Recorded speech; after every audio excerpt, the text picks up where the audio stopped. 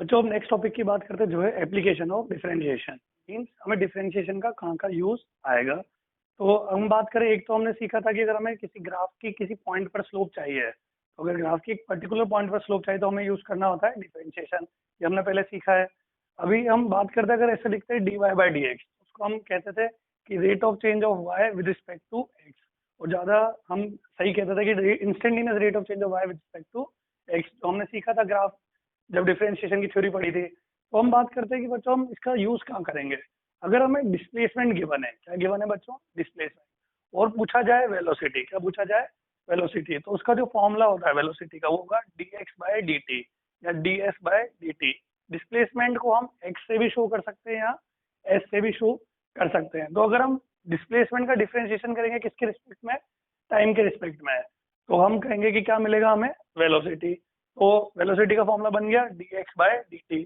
और पोजीशन या डिस्प्लेसमेंट को x की जगह s से भी शो किया जा सकता है। जैसे हम इसको रीड करते थे वैसे हम इसे भी रीड करेंगे। यहाँ पे दिख रहा है dx बाई dt, तो हम कहेंगे rate of change of x, displacement जो है विद रिस्पेक्ट टू टाइम। तो इसलिए हमने इसको कहा रेट ऑफ चेंज ऑफ, तो वेलोसिटी को क्या कह सकते हैं? Rate of change of displacement with respect to time. आगे बढ़ते बच्चों, अगर हमें वेलोसिटी गिवन हो, क्या गिवन हो? वेलोसिटी। और क्या पूछा जाए? एक्सेलरेशन। तो हम यूज करेंगे एक formula a equal to d v by d t. मतलब हम वेलोसिटी का डिफरेंशिएशन करेंगे किसके रिस्पेक्ट में? टाइम के रिस्पेक्ट में। तो हमें क्या मिलेगा? एक्सेलरेशन। तो इससे हमें किसकी वैल्यू मिल जाएगी? एक्सेलरेशन की। तो इसको हम रीड करें बच्चों, जैसे हमने d y by d x को रीड किया वैसे डीवी बाई डी टी को रीड करते हैं। तो हम कहेंगे ये क्या है? Rate of change of velocity. ऊपर कौन आ रहा है? V, with respect to time. तो हम इसे रीड करेंगे rate of change of velocity with respect to time. आगे बढ़ते बच्चों, अगर हमें मोमेंटम गिवन हो, क्या गिवन हो? Linear momentum. और हमसे पूछा जाए फोर्स, क्या पूछा जाए? फोर्स। तो हम कहेंगे कि फोर्स का फॉर्मूला हो जाएगा dp बाय dt। तो अगर मोमेंटम का डिफरेंशिएशन करें विद रिस्पेक्ट टू टाइम तो हमें क्या मिल जाएगा?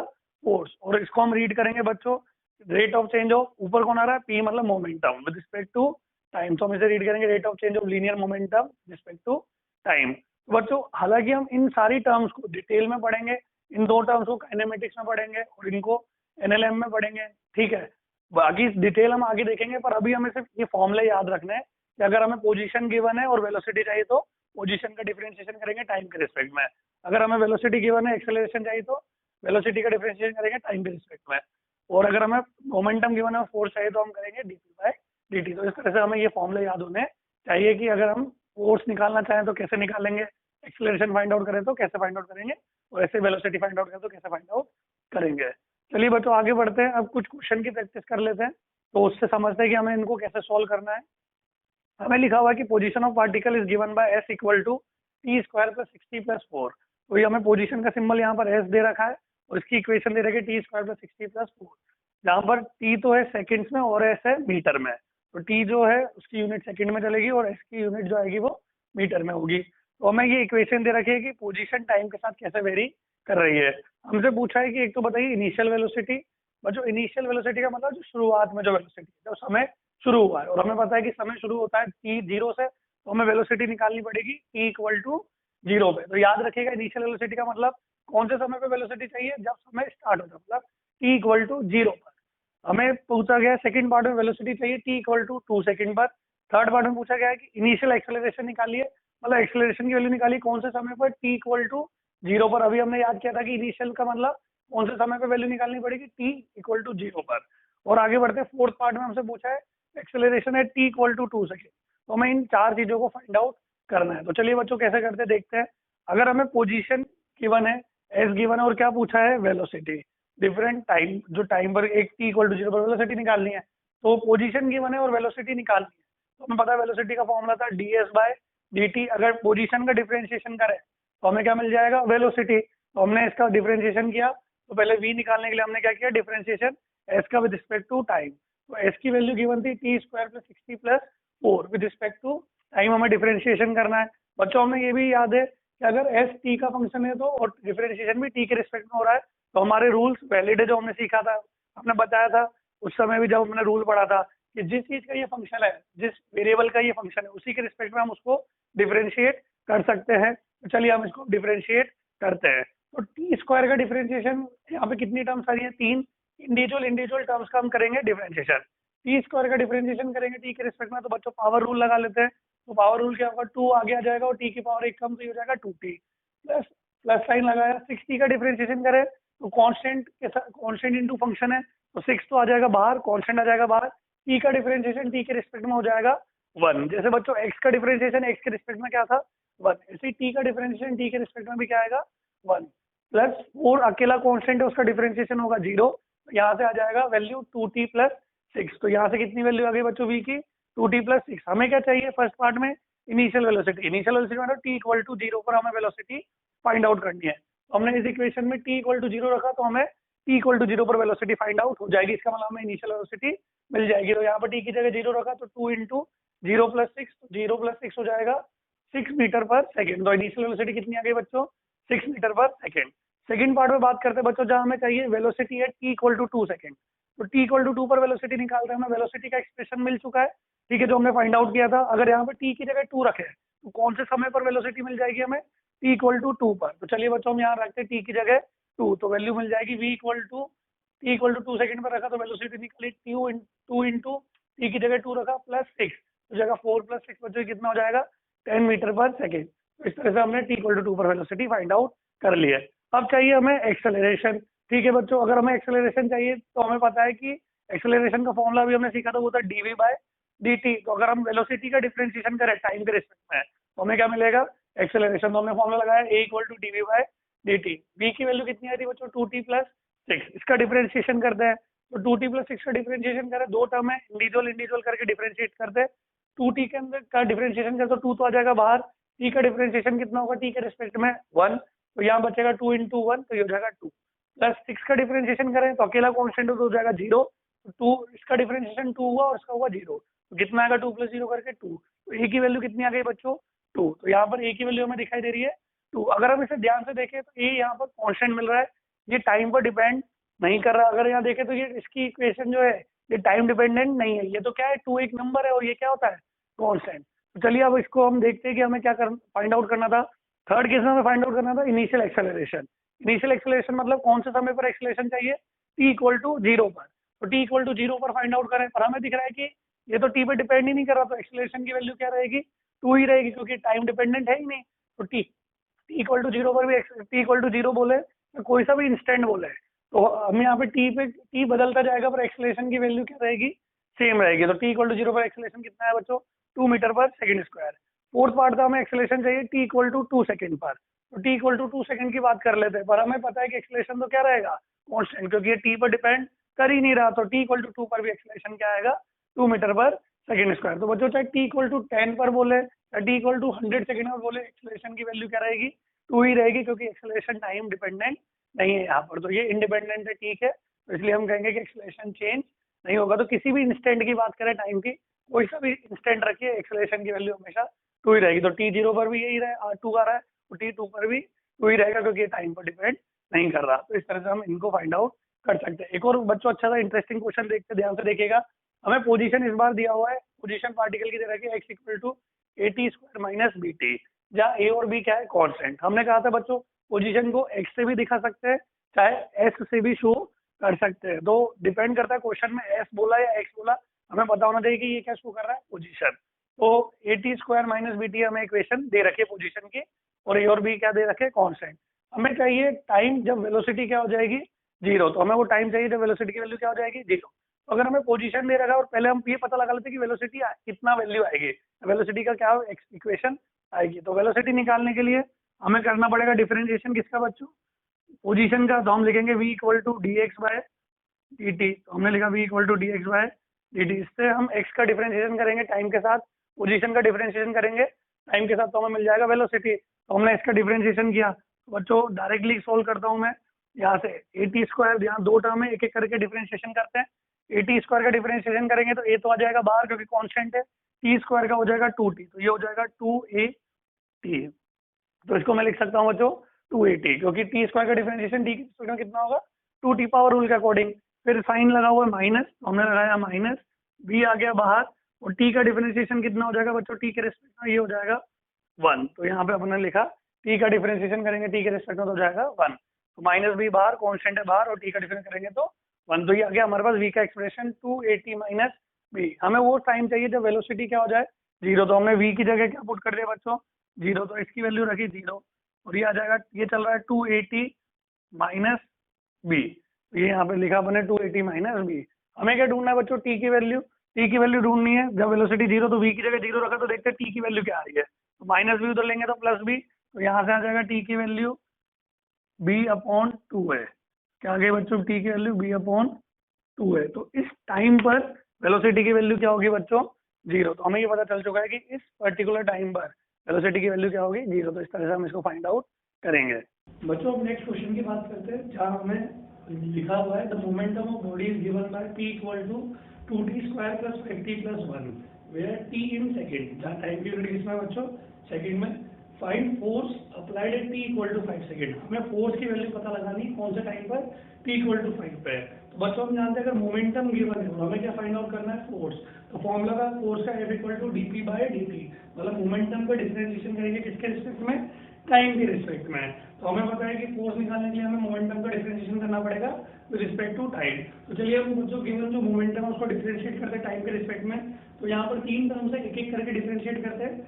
2t स्क्वायर का डिफरेंशिएशन करेंगे बच्चों, तो 2 तो आ जाएगा बाहर, t स्क्वायर का डिफरेंशिएशन t के रिस्पेक्ट में हो जाएगा 2t, तो 2 इंटू 2t कितना हो जाएगा 4t, प्लस 5t का डिफरेंशिएशन करें तो 5 आ जाएगा बाहर, t का डिफरेंशिएशन करें t के रिस्पेक्ट में तो कितना होगा 1, तो इधर जाएगा 5 इंटू 1, तो ये आ गया 5, और प्लस 1 का डिफरेंशिएशन करेंगे तो कितना हो जाएगा 0, तो प्लस 0 दिखाने की बच्चों यहाँ पर जरूरत नहीं है हमें, तो हमने बोल दिया कि इसका डिफरेंशिएशन कितना आ गया 40 प्लस 5। तो इससे हमें एफ टी वैल्यू मिल चुकी है, कितना है वो 40 प्लस 5। हमें पर फोर्स की वैल्यू चाहिए कौन से टाइम पर, t इक्वल टू 5 पर। तो हमें इस इक्वेशन में जो एफ की इक्वेशन मिली हमें, हम उसमें t की जगह क्या पुट कर देते हैं 5, तो हमें मिल जाएगा force applied at t equal to 5 second. तो चलिए बच्चों यहाँ पर t की जगह 5 रखे, तो ये हो जाएगा 4 इंटू 5 प्लस 5, तो 20 प्लस 5 कितना हो जाएगा 25 न्यूटन। तो फोर्स की वैल्यू कितना आ गई t इक्वल टू 5 पर 25 न्यूटन। न्यूटन फोर्स की ऐसा यूनिट है, हम जानते हैं।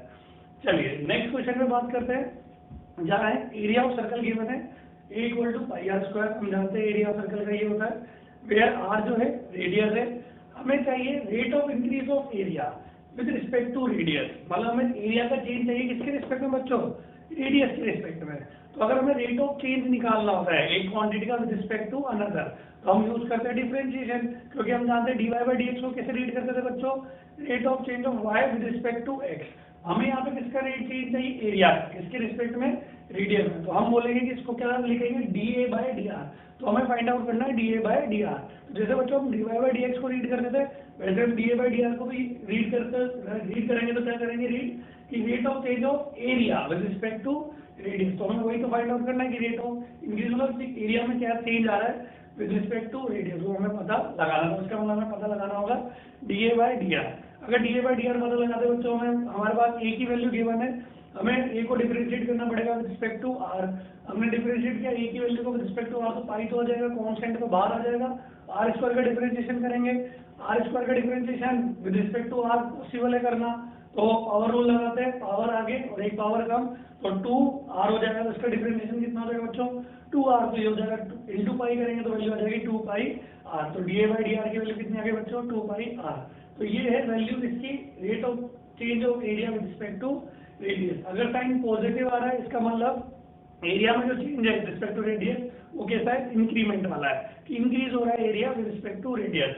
अगर यही वैल्यू नेगेटिव आती है तो हम कहते हैं कि एरिया चेंज, जो चेंज आ रहा है एरिया का वो डिक्रीज हो रहा है विद रिस्पेक्ट टू रेडियस। ये हमें पता होना चाहिए। नेक्स्ट बात करते हैं बच्चों, एक और क्वेश्चन को देखते हैं, जहाँ लिखा हुआ है y equal to x square plus x plus 1। ये हमें एक इक्वेशन दे रखी है y और x के बीच में। हमें बोला गया है कि स्लोप बताइए y एक्स ग्राफ की एट x इक्वल टू 1/2 और second part at x equal to -3/2। हमें इन पर इनकी क्या चाहिए, स्लोप चाहिए। तो बच्चों चलिए देखते हैं कि स्लोप कैसे, स्लोप निकालते हैं अपन y एक्स ग्राफ के लिए। ठीक है, तो अगर हमें पता है कि हमें स्लोप चाहिए, तो हम जानते हैं कि एक ग्राफ में स्लोप कैसे पता लगाएंगे, dy बाई dx से, क्योंकि dy बाई dx क्या शो करता है, स्लोप की वैल्यू और graph at a particular point. तो हमने निकालना पड़ेगा हमें पहले dy बाई dx। तो स्लोप किसके बराबर होगी, dy बाई dx। तो चलिए इसका डिफरेंशिएशन करते हैं बच्चों। तो पहली टर्म आ रही है एक्स स्क्वायर का डिफरेंशिएशन करें तो आएगा 2x, प्लस x का डिफरेंशिएशन करें तो आएगा 1, और प्लस इस 1 का डिफरेंशिएशन करेंगे तो हो जाएगा 0। तो इसकी वैल्यू कितनी हो जाएगी, डिफरेंशिएशन की, इसकी डिफरेंशिएशन की 2x प्लस 1। तो ये डिफरेंशिएट करके वैल्यू है 2x प्लस 1।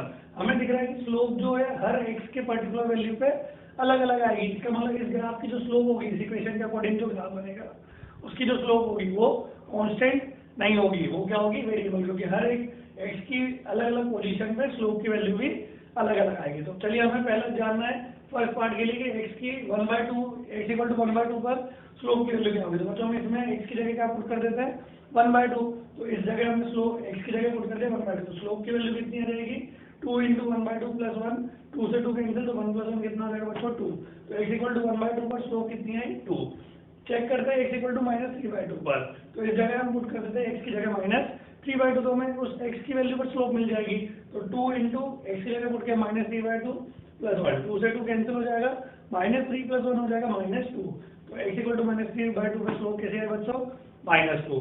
अब आगे बढ़ते हैं, एक और इम्पोर्टेंट सवाल को देखिएगा बच्चों, ये हमारे लिए सबसे अच्छा सवाल है, हम ध्यान से समझिएगा। तो ध्यान से समझते हैं, जहाँ लिखा हुआ है कि radius of sphere increases with time at rate of 2 centimetre पर सेकेंड। तो स्फीयर की जो रेडियस है वो टाइम के साथ चेंज हो रही है, कितने रेट पर 2 सेंटीमीटर पर सेकेंड। तो अगर हमें कभी भी रेट ऑफ चेंज दिया हो एक गिवन क्वांटिटी का विद रिस्पेक्ट टू समथिंग, तो हमें पता है कि उसको किससे शो करते हैं, डिफरेंशिएशन से। तो इसका मतलब हमें रेडियस का चेंज दे रखा है with respect to time, rate of change दे रखा है रेडियस का रिस्पेक्ट टू टाइम। तो इसका मतलब हमें क्या गिवन है बच्चों, dr/dt। dr/dt को हम ये तो रीड करेंगे कि rate of change of radius with respect to time, और वो कितना दे रखा है 2 सेंटीमीटर पर सेकेंड। तो हमें स्टेटमेंट पढ़ के समझ में आ गया कि हमें किस चीज की वैल्यू दे रखी है, dr/dt, जो कितना है 2 सेंटीमीटर पर सेकेंड। तो हमें आगे क्या फाइंड आउट करने के लिए बोलता है कि हमें फाइंड आउट करना है rate of change of surface area of sphere. अगर स्फीयर की रेडियस का इतना चेंज है विद रिस्पेक्ट टू टाइम, तो बताइए सरफेस एरिया जो है स्फीयर का वो कैसे चेंज होगा, कि उसका रेट ऑफ चेंज क्या होगा। और बी पार्ट है जहां हमें पता लगाना है rate of change of volume of sphere, कि वॉल्यूम का जो रेट ऑफ चेंज बताइए स्फीयर का क्या होगा। तो चलिए बच्चों ध्यान से देखिएगा, पहले बात करते हैं ए पार्ट के लिए, जहाँ लिखा हुआ rate of change of surface area of sphere. तो हमें एरिया का चेंज निकालना है। अगर बच्चों इसके आगे कुछ नहीं लिखा हुआ, रिस्पेक्ट टू कुछ नहीं दे रखा और सिर्फ रेट लिख के आ रहा है, तो बच्चों समझ जाइएगा कि इसका चेंज निकालना है विद रिस्पेक्ट टू टाइम।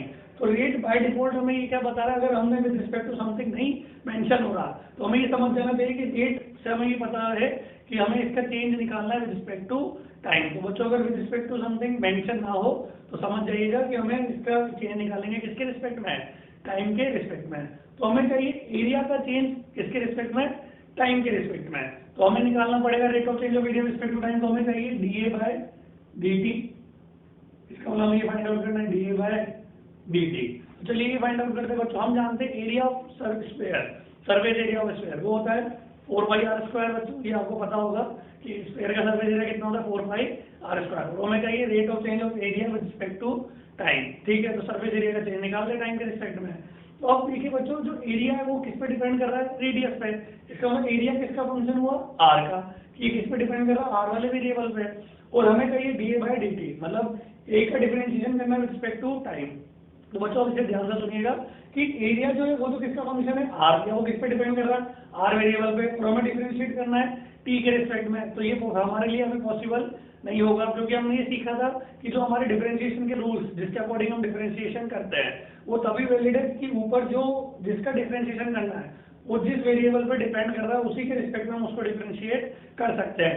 मतलब कि जो ए किस पे डिपेंड कर रहा है, आर पर, कि ए जो है ए जो है वो एरिया जो है किस पर, कौन से वेरिएबल पर डिपेंड कर रहा है, आर पर। तो हम उसे आर के रिस्पेक्ट में डिफरेंशिएट करते हैं।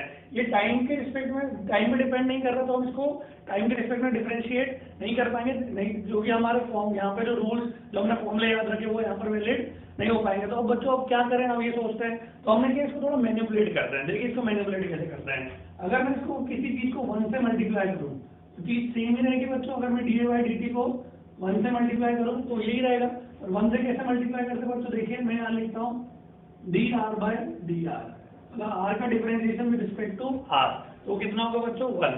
फिर मैनिपुलेट करने के लिए ऐसा कर रहे हैं, तो देखिए ध्यान से, कि ताकि हम अपने रिक्वायर्ड रिजल्ट तक पहुंच पाए।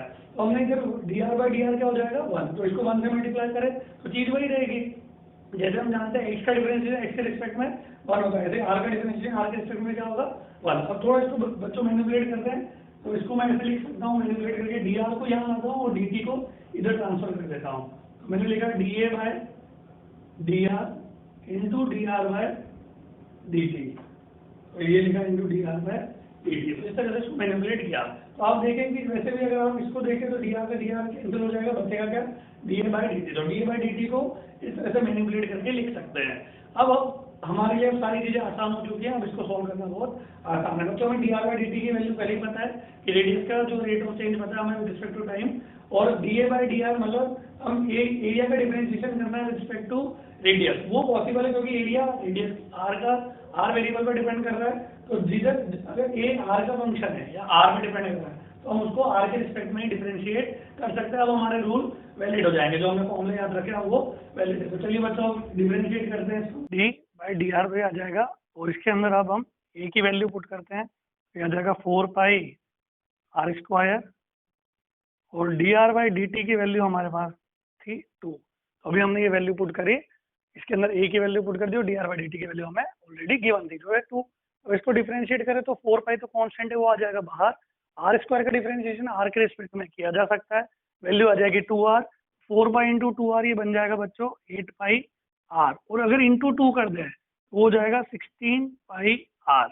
ये वैल्यू कितनी हो जाएगी बच्चों 16 पाई r। तो उसका डिफरेंशिएशन के बाद में इंटू 2 किया तो वैल्यू आ जाएगा 16 पाई r।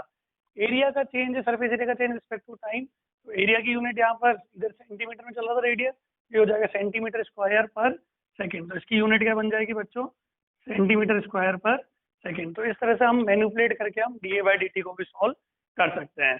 तो आगे बढ़ते बच्चों सिमिलरली अब बी केस की बात करते हैं, जहाँ हमें फाइंड आउट करना है rate of change of volume of sphere, मतलब वॉल्यूम का चेंज पता लगाना है। अगर रेट लिखा हुआ है और विद रिस्पेक्ट टू समथिंग कुछ नहीं मेंशन है, तो हमने अभी सीखा था कि रेट का मतलब है कि हमें चेंज निकालना होगा विद रिस्पेक्ट टू टाइम। तो हम वॉल्यूम का चेंज निकालेंगे किसके रिस्पेक्ट में बच्चों, टाइम के रिस्पेक्ट में। तो हमें ये याद रखना है कि सिर्फ रेट लिखा हुआ है तो हम समझ जाएं बाय डिफॉल्ट कि रेट का मतलब क्या है कि चेंज निकालेंगे विद रिस्पेक्ट टू टाइम। तो हमें चाहिए क्या यहाँ पर डीवी बाई डी टी, मतलब हमें चाहिए वॉल्यूम का rate of change with respect to time. तो वो हम फाइंड आउट करते हैं बच्चों। देखिए वॉल्यूम का फॉर्मूला स्फीयर का वो है 4/3 पाई आर क्यूब।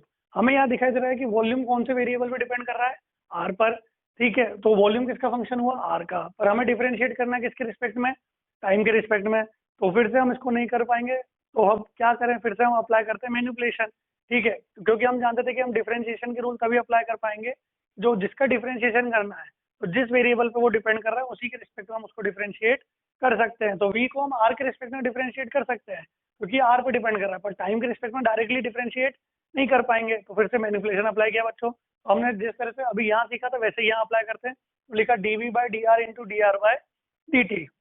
हमें दिख रहा है कि डी आर से डी आर तो कैंसिल हो जाएगा, तो ये बचेगा क्या, डीवी बाई डी टी। पर इस तरह से क्यों लिख रहे हैं, ताकि हम अपने रिक्वायर्ड रिजल्ट पर आ पाए। तो हमने इसको मैनिपुलेट करके ऐसा लिखा।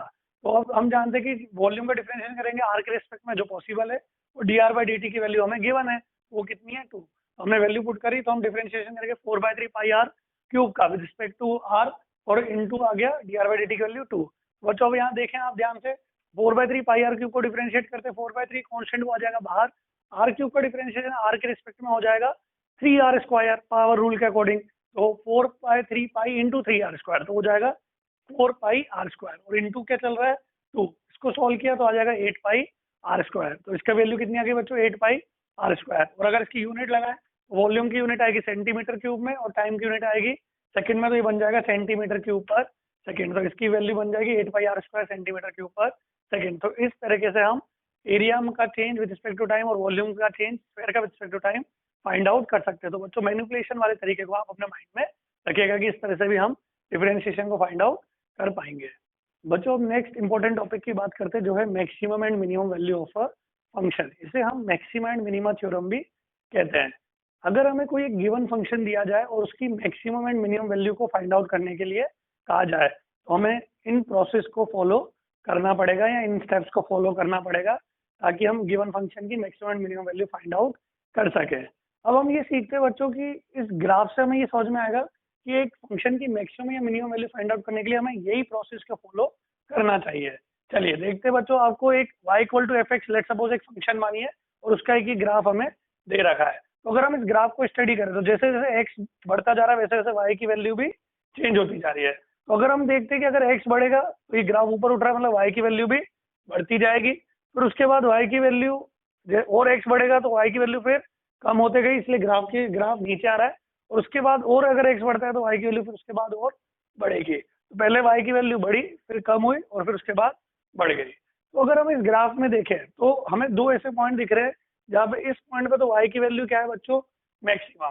कि इस करस्पॉन्डिंग इस पॉइंट के लिए वाई कैसा मिलेगा, मैक्सिमम। इससे ज्यादा वाई की वैल्यू नहीं आएगी, इस पॉइंट के ऊपर कोई ग्राफ जा ही नहीं रहा, तो इससे ज्यादा वाई की वैल्यू नहीं होगी। और ये वो पॉइंट है जिसके करस्पॉन्डिंग वाई की वैल्यू क्या मिलेगी, मिनिमम। की इससे नीचे ग्राफ नहीं करा, मतलब इससे कम वाई की वैल्यू नहीं आएगी। तो हमें ये दो पॉइंट दिख रहे हैं जहाँ पे वाई की वैल्यू मैक्सिमम है और एक पॉइंट पर मिनिमम है। तो x इक्वल टू x1 पे है वाई की वैल्यू कैसे मिल रही है, मैक्सिमम, और x इक्वल टू x2 पे वाई की वैल्यू कैसे मिल रही है, मिनिमम। तो अब प्रोसेस समझते हैं कि ये प्रोसेस कैसे डेवलप हुआ। तो अगर हम बात करें मैक्सिमम वाले पॉइंट या मिनिमम वाले पॉइंट पे, कर्व पे, जहाँ पे वाई की वैल्यू एक पॉइंट पर मैक्सिमम दिख रही है और एक पॉइंट पर मिनिमम दिख रही है, वहां पे हमने बच्चों एक स्लोप ढूंढना चाहा। स्लोप ढूंढने के लिए हमें क्या ड्रॉ करना पड़ेगा, टेंजेंट। हमने इस पॉइंट पे टेंजेंट ड्रॉ किया, टेंजेंट वो लाइन है जो इसको सिर्फ टच करते हुए जाए तो ऐसे बनेगी लाइन। इस पॉइंट पे भी टेंजेंट ड्रॉ किया तो ये टेंजेंट लाइन बन गई। हम देखते हैं कि लाइन एक्स एक्सिस से कितना एंगल बना रही है। तो ये लाइन एक्स एक्सिस के साथ पैरेलल है तो एंगल होगा 0 डिग्री। ये लाइन भी एक्स एक्सिस से पैरेलल है तो जीरो एंगल होगा 0 डिग्री। तो हमें पता चला कि टेंजेंट कितना एंगल बना रही है, 0 डिग्री। तो टेन थीटा की वैल्यू निकालते तो टेन जीरो की वैल्यू कितनी आएगी, 0। तो हमें पता चला बच्चों कि जहाँ मैक्सिमा आ रहा है ग्राफ का, ठीक है, जहाँ वाई वैल्यू का मैक्सिमा आ रहा है वहां पर स्लोप कैसी है, 0। मिनिमा वाले पॉइंट पे बात करें, थीटा 0 डिग्री, तो टेन जीरो की वैल्यू यहाँ पे भी क्या आएगी, 0। तो यहाँ पे भी स्लोप क्या आएगी, 0। तो बच्चों में ये पता चल चुका है कि चाहे जहाँ मैक्सिमा है चाहे जहाँ मिनिमा है, जहाँ पे जिस भी पॉइंट कर्व के जिस पॉइंट पे चाहे वाई की वैल्यू मैक्सिमम मिले चाहे वाई की वैल्यू मिनिमम मिले, वहां पे स्लोप तो क्या होगा, 0। और बच्चों हम जानते हैं कि एक ग्राफ की स्लोप निकालने का एक तरीका और होता है जिसे हम बोलते हैं dy बाई डी एक्स, क्योंकि dy by d x differentiation क्या शो करता है ग्राफ में, स्लोप। तो पहली स्टेप बन चुकी है कि बच्चों अगर हमें मैक्सिमम या मिनिमम पता लगाना हो तो पहला स्टेप क्या है कि dy by d x equal to क्या रखे, 0, क्योंकि चाहे मैक्सिमम मिले चाहे मिनिमम मिले स्लोप की वैल्यू क्या होगी, 0। तो हमने बोला कि पहली स्टेप है dy by d x equal to 0, और इसे सॉल्व करें ताकि हम x की वैल्यू पता लगाए। तो इसको सॉल्व करते हुए x की वैल्यू पता लगाए। तो x की वैल्यू हो सकता है 1 मिले या 2 मिले, उसके करस्पॉन्डिंग हम अभी एग्जाम्पल भी देखेंगे। तो इसको सॉल्व करते हुए x की वैल्यू पता लगाए। अब जो हमें x की वैल्यू मिलेगी, लेट्स अप अगर हमें x की वैल्यू मिलेगी तो यहाँ पे उस वैल्यू पे मैक्सिमा आ सकता है, मतलब उस x की वैल्यू पे y यहाँ पे मैक्सिमम मिल सकता है या y मिनिमम मिल सकता है। तो जैसे बच्चों हम यहाँ देखें तो स्लोप की वैल्यू 0 x1 पे भी आ रही है और स्लोप की वैल्यू 0 x2 पे भी आ रही है।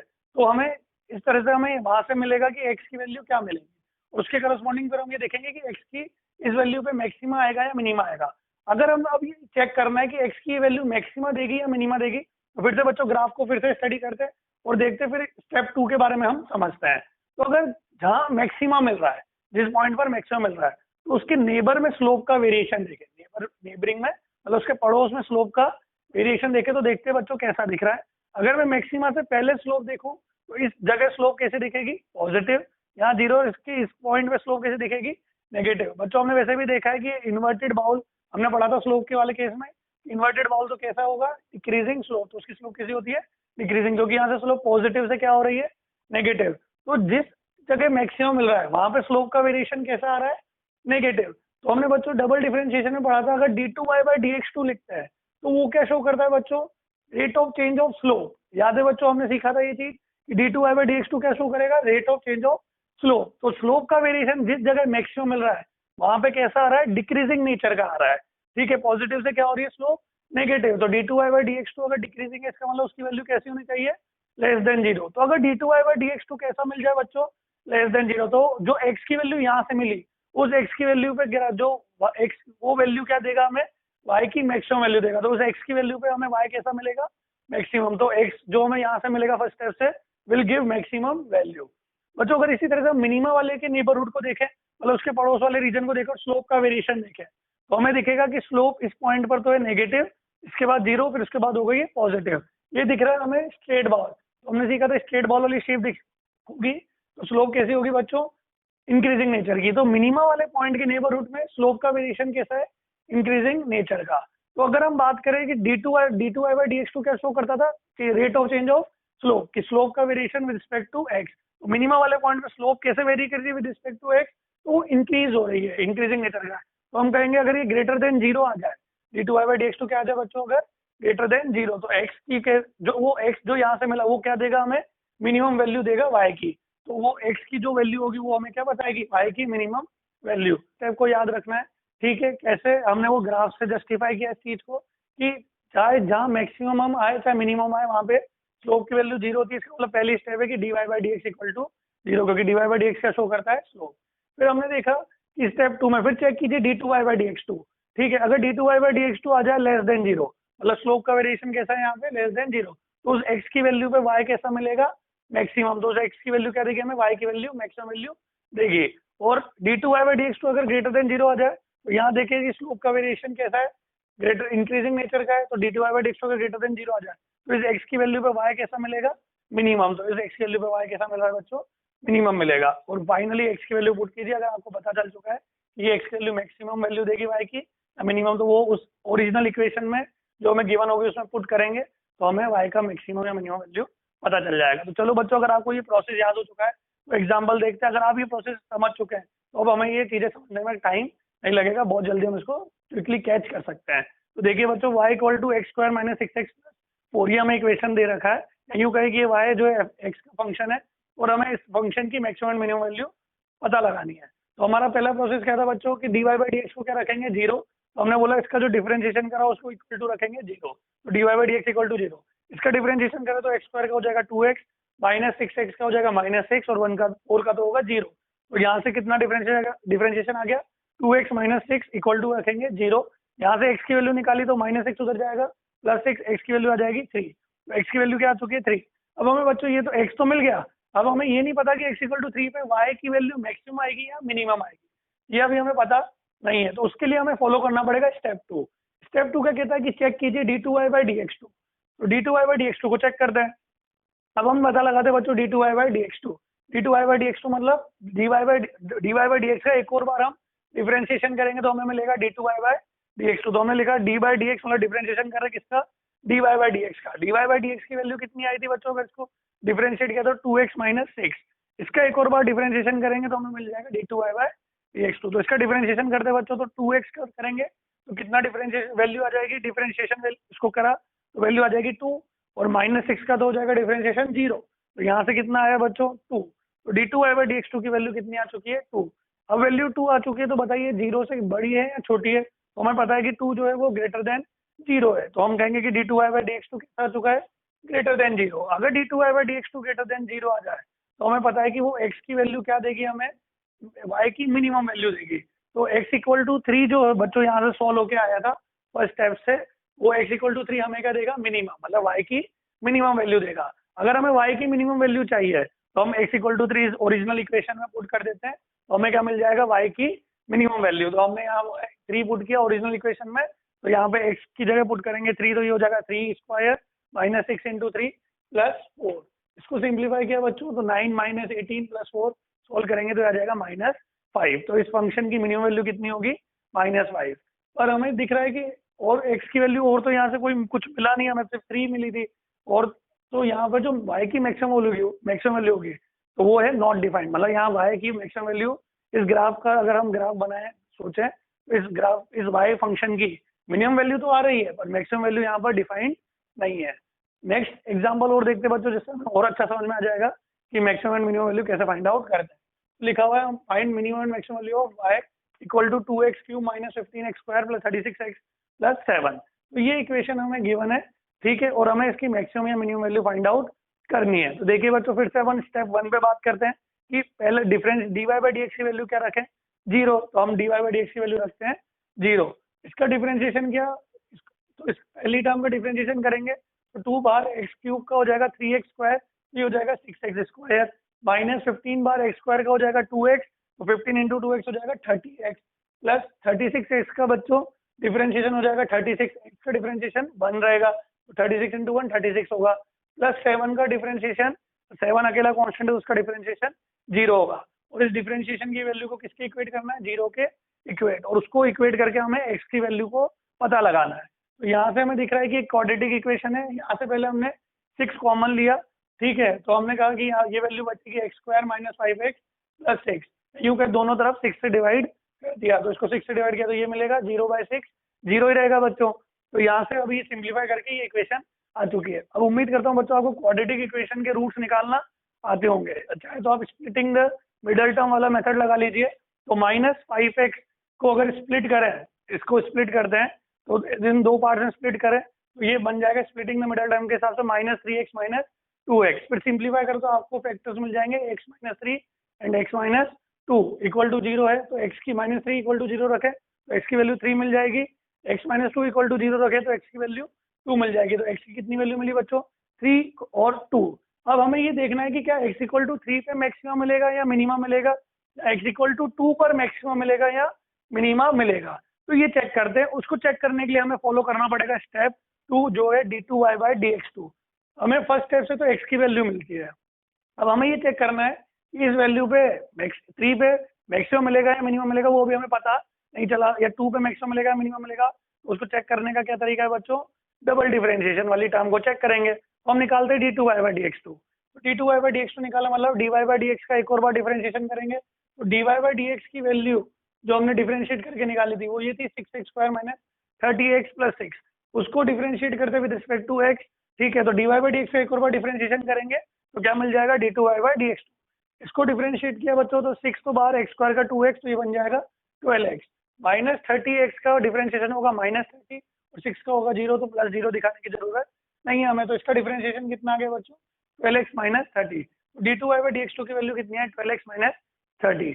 अब चेक करते हैं x इक्वल टू 3 पर, देखते हैं d2y/dx2 की वैल्यू क्या आती है। तो x इक्वल टू 3 रखा है यहाँ पे और चेक किया तो d2y/dx2 हो जाएगा 36 - 30 तो ये आएगा +6। +6 जो है वो 0 से बड़ा है तो ये आ रहा है ग्रेटर देन 0। तो d2y/dx2 कैसा है बच्चों? Greater than 0। अगर d2y/dx2 ग्रेटर देन 0 है तो इस x की वैल्यू 3 पर हमें क्या मिलेगा? मिनिमा। तो d2y/dx2 अगर पॉजिटिव आता है ग्रेटर देन 0 है तो हमें मिलेगा x इक्वल टू 3 पर मिनिमम। मतलब x इक्वल टू 3 y की कौन सी वैल्यू देगा? मिनिमम वैल्यू देगा। और x इक्वल टू 2 पे चेक करते बच्चों इसका d2y/dx2 की वैल्यू। तो अगर x इक्वल टू 2 पर चेक करें d2y/dx2 की वैल्यू तो इधर यहाँ पर पुट किया अपन ने, इस जगह x की जगह क्या पुट कर सकते हैं बच्चों? 2 पुट करते हैं तो 12 × 2 और -30 तो ये हो जाएगा 24 - 30। तो ये कितना हो जाएगा बच्चों? -6। -6 जो आ रहा है वो 0 से छोटा है तो ये आया लेस देन 0। तो d2y/dx2 की वैल्यू कितनी आ गई बच्चों? Less than 0। अगर d2y/dx2 लेस देन 0 है तो x इक्वल टू 2 हमें y की कैसी वैल्यू देगा? मैक्सिमम। तो इसलिए बोला कि x इक्वल टू 2 पे क्या मिलेगा हमें? मैक्सिमम। मैक्सिमम मतलब x इक्वल टू 2 पे हमें y की वैल्यू कैसी मिलेगी? Maximum value. अब बच्चों बहुत आसान हो चुका है। अब हमें ये पता चल चुका है अगर हम x इक्वल टू 3 रखेंगे ओरिजिनल इक्वेशन में तो हमें y की मिनिमम वैल्यू मिलेगी, और x इक्वल टू 2 रखेंगे इस इक्वेशन में तो y की मैक्सिमम वैल्यू मिलेगी। तो हमें x इक्वल टू 3 रखा है यहाँ पर, तो यहाँ पे आ जाएगा 2 × 3 का क्यूब -15 × 3² + 36 × 3 + 7। सिंप्लीफाई कीजिए बच्चों तो y की मिनिमम वैल्यू आ गई 34। तो इस इक्वेशन, इस फंक्शन की मिनिमम वैल्यू कितनी हुई? 34। इसी तरह से अगर हम इस इक्वेशन में x इक्वल टू 2 रखें तो y मिलेगा मैक्सिमम। तो 2 × 2 का क्यूब -15 × 2² + 36 × 2 + 7। इसको सिंप्लीफाई करें बच्चों आप तो आपको y की मैक्सिमम वैल्यू मिलेगी 35। तो अकॉर्डिंग टू दिस हमें ये पता चल चुका है कि y की मिनिमम वैल्यू तो कितनी है? 34 और y की मैक्सिमम वैल्यू है 35।